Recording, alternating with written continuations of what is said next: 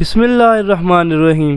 میرا نام ہے عفان ترمزی اور آپ دیکھ رہے ہیں افی ٹی وی۔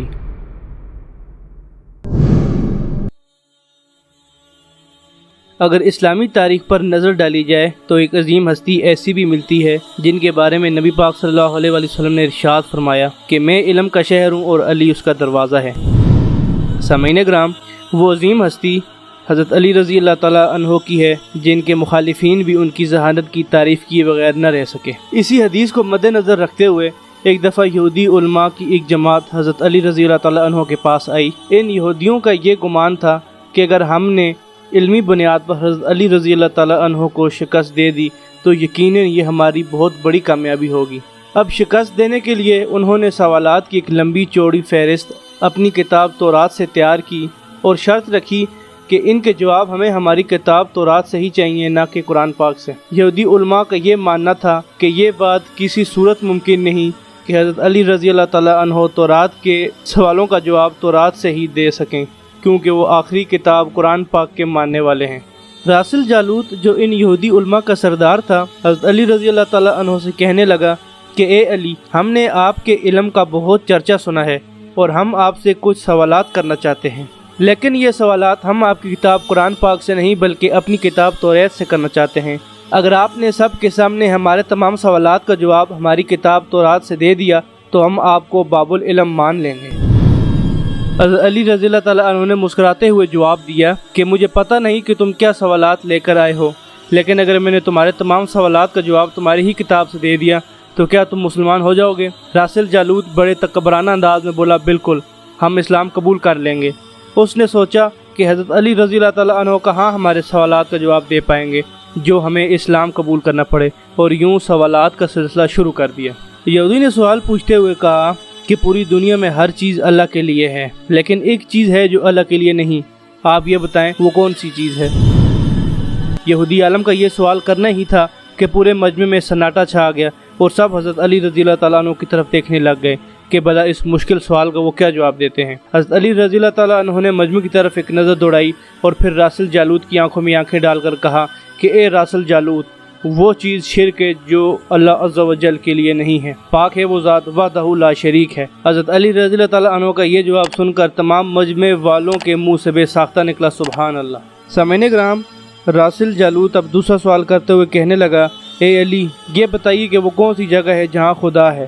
حضرت علی رضی اللہ تعالیٰ عنہ نے جواب دیتے ہوئے کہا، خدا ہر جگہ ہے۔ اس جواب پر راسل جالوت نے کہا، نہیں، اس کا جواب آپ ہمیں ہماری کتاب تورات سے دیں۔ حضرت علی رضی اللہ تعالیٰ عنہ نے فرمایا، اپنی کتاب کے فلاں صفحے پہ دیکھو اور پڑھو، کیا اس میں یہ نہیں لکھا ہوا کہ حضرت موسیٰ علیہ السلام کے پاس ایک فرشتہ آیا تو موسیٰ علیہ السلام نے پوچھا، تم کہاں سے آئے ہو؟ اس نے جواب دیا، عرش کے قریب 7ویں آسمان سے آپ کی خدمت میں حاضر ہوا ہوں۔ اتنے میں حضرت موسیٰ علیہ السلام کے پاس دوسرا فرشتہ آیا۔ حضرت موسیٰ علیہ السلام نے اس سے پوچھا کہ تم کہاں سے آئے ہو؟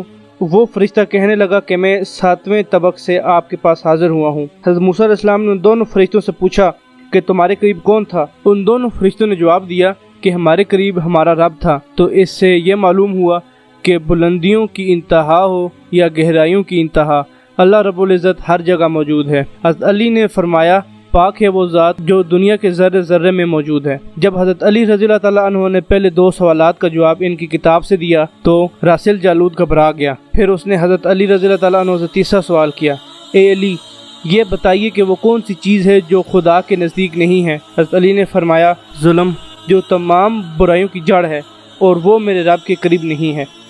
سامعین کرام، پے در پہ شکست کھانے کے بعد راسل جالوت نے اپنے سوالوں کا موضوع بدل لیا۔ اب علم کے بجائے یہ تاریخی اور سائنسی سوالوں کی طرف اپنا رخ موڑنے لگا۔ تکبرانہ انداز میں مزید سوال پوچھتے ہوئے راسل جالوت نے کہا، یہ بتائیے وہ چشمہ جو زمین میں پہلی دفعہ جاری ہوا وہ کہاں ہے؟ حضرت علی رضی اللہ تعالیٰ عنہ نے مسکراتے ہوئے جواب دیا کہ اسے چھوڑ، پہلے میں تجھے یہ بتاتا ہوں کہ تیرے دل میں کیا چل رہا ہے۔ تیرے دل میں یہ ہے کہ وہ چشمہ بیت المقدس کی ایک چٹان کے نیچے ہے۔ راسل جالوت یہ سن کر حیران ہو گیا اور بے ساختہ اس کے منہ سے نکلا، ہاں۔ تب حضرت علی رضی اللہ تعالیٰ عنہ نے فرمایا، آج اپنی اصلاح کر لو، پہلا چشمہ وہ نہیں جس کے بارے میں تم سوچ رہے ہو، بلکہ پہلا چشمہ وہ ہے جسے حضرت خضر نے پانی پیا، اور یہی وہ چشمہ ہے جسے آب حیات جاری ہوا۔ سامعین کرام، یہودی عالم حیرانگی کے عالم میں آگے بڑھا اور اگلا سوال کیا، اچھا تو یہ بتائیے کہ وہ کون سا پتھر ہے جو آسمان سے سب سے پہلے اترا؟ حضرت علی رضی اللہ تعالیٰ عنہ نے جواب دیتے ہوئے کہا کہ اے راسل جالوت، تمہارے ذہنوں میں وہ پتھر ہے جو بیت المقدس میں نصب ہے، لیکن در حقیقت خانہ کعبہ بیت المقدس سے بہت پرانا ہے، لہٰذا اس میں نصب حجر اسود وہ پتھر ہے جو آسمان سے سب سے پہلے نازل ہوا اور خانہ کعبہ میں نصب ہوا۔ راسل جالوت کی بار بار شکست کے بعد نہ صرف یہودی عالم پریشان سا ہو گیا بلکہ اس کا دل حضرت علی رضی اللہ تعالیٰ عنہ کی شخصیت سے بھی متاثر ہوتا چلا گیا۔ اسی پریشانی کے عالم میں اس نے ایک اور سوال حضرت علی رضی اللہ تعالیٰ عنہ کے سامنے رکھا کہ وہ کون سی چیز ہے جو کہ مسلسل کم اور زیادہ ہوتی رہتی ہے، تو حضرت علی رضی اللہ تعالیٰ عنہ نے بغیر کسی تاخیر کے جواب دیا کہ اے یہودی، کیا تم اپنے ماحوسال پہ غور نہیں کرتے کہ اس میں دن بڑھتے اور گھٹتے رہتے ہیں؟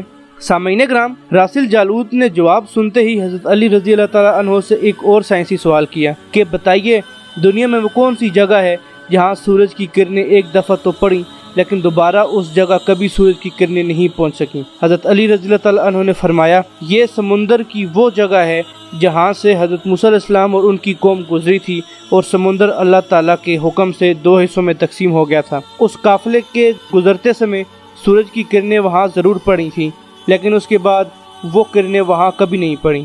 یہودی عالم نے حضرت علی سے پھر سوال کیا کہ وہ کون سی 2 چیزیں ہیں جو ہمیشہ غائب رہتی ہیں، اور وہ کون سی 2 چیزیں ہیں جو ہمیشہ حاضر رہتی ہیں؟ حضرت علی رضی اللہ تعالیٰ عنہ نے فرمایا، سر اٹھا کے آسمان کی طرف دیکھو اور سر جھکا کے زمین کی طرف دیکھو، یہ 2 چیزیں ایسی ہیں جو ہمیشہ حاضر رہتی ہیں، اور موت اور زندگی کو ڈھونڈ لو تو تمہیں ان کے بارے میں کبھی پتہ نہیں چلے گا کہ وہ کہاں ہیں اور کب آ جاتی ہیں۔ پھر یہودی عالم نے حضرت علی سے سوال کیا کہ وہ کون سی چیز ہے جس کا خالق خود اللہ ہے لیکن وہ خود اس کے بارے میں سوال بھی کرتا ہے؟ حضرت علی نے فوراً جواب دیتے ہوئے فرمایا کہ وہ چیز حضرت موسیٰ علیہ السلام کا عصا ہے جس کو اللہ پاک نے خود تخلیق کیا، اور اس کے بارے میں حضرت موسیٰ علیہ السلام سے سوال کرنے والا بھی خود اللہ ہی ہے۔ قرآن پاک کی ایک آیت کا ترجمہ ہے کہ اے موسیٰ، یہ تیرے ہاتھ میں کیا ہے؟ تو یہ وہ چیز ہے جسے اللہ نے خود بنایا اور خود اللہ ہی اس کے بارے میں سوال بھی کرتا ہے۔ سامعین کرام، راسل جالوت تمام سوالوں کا جواب سن کر اپنے آخری سوال کی طرف بڑھا۔ اس نے حضرت علی رضی اللہ تعالیٰ عنہ سے پوچھا کہ بتائیے، بیت اللہ کا طواف ذی روح کرتے ہیں، کیا کبھی کسی بے جان چیز نے خانہ کعبہ کا طواف کیا ہے؟ حضرت علی رضی اللہ تعالیٰ عنہ نے فرمایا کہ ہاں، وہ حضرت نوح علیہ السلام کی کشتی تھی جو طوفان کے دوران جب خانہ کعبہ کے اطراف پہنچی تو اللہ کے حکم سے خانہ کعبہ کے ساتھ چکر لگائے۔ مجمع میں موجود تمام لوگ جو یہ سب منظر دیکھ رہے تھے بڑے حیران ہوئے کہ جتنی تیزی سے سوال ہو رہے تھے اتنی ہی تیزی سے جواب بھی دیے جا رہے تھے، اور جواب بھی قرآن پاک سے نہیں بلکہ تورات سے دیے جا رہے ہیں۔ یہ تمام صورتحال دیکھ کر راسل جالوت نے حضرت علی رضی اللہ تعالیٰ عنہ سے کہا، حضرت، دنیا میں ہر شخص سوچ کر جواب دیتا ہے اور آپ اس طرح جواب دے رہے ہیں جیسے یہ سارے جواب آپ کو ازبر ہوں۔ حضرت علی رضی اللہ تعالیٰ عنہ نے یہودی عالم راسل جالوت سے جواباً ایک سوال پوچھا کہ بتاؤ تمہارے ہاتھ میں کتنی انگلیاں ہیں؟ راسل جالوت نے فوراً جواب دیا کہ 5۔ حضرت علی رضی اللہ تعالیٰ عنہ نے فرمایا، تو نے بھی تو میرے سوال کا جواب فوراً دے دیا۔ راسل جالوت بڑی حیرت سے بولا کہ اے علی، یہ کیا بات ہوئی؟ مجھے معلوم ہے کہ میرے ہاتھ میں 5 انگلیاں ہیں۔ یہ سن کر حضرت علی رضی اللہ تعالیٰ عنہ نے مسکراتے ہوئے کہا، مجھے بھی یہ سارے علم ایسے ہی ازبر ہیں جیسے تجھے یہ معلوم ہے کہ تیرے ہاتھ میں 5 انگلیاں ہیں۔ سامعین کرام، گفتگو اب اختتام پہ ہی تھی کہ راسل جالوت نے اپنے آخری 2 سوال کیے۔ اس نے کہا کہ بتائیے کہ آسمان اور جنت کا قفل یعنی تالا کیا ہے؟ آپ نے فرمایا شرک سے جنت کے دروازے بند ہو جاتے ہیں۔ بالآخر راسل جالوت اپنا آخری سوال پوچھتے ہوئے کہنے لگا کہ آپ نے جنت کا تالا تو بتا دیا، یہ بتائیے کہ اس تالے کی چابی کیا ہے؟ حضرت علی رضی اللہ تعالیٰ عنہ نے فرمایا، محمد صلی اللہ علیہ وآلہ وسلم کا عشق اس تالے کی چابی ہے، اور عشق کا ابتدائی اظہار کلمے سے ہے۔ یہ کہتے ہی حضرت علی رضی اللہ تعالیٰ عنہ نے کلمہ پڑھا۔ جیسے ہی آپ رضی اللہ عنہ نے کلمہ پڑھا تو ساتھ ہی تمام یہودی علماء اور راسل جالوت نے بھی کلمہ پڑھ لیا، اور سب کے سب اسلام میں داخل ہو گئے۔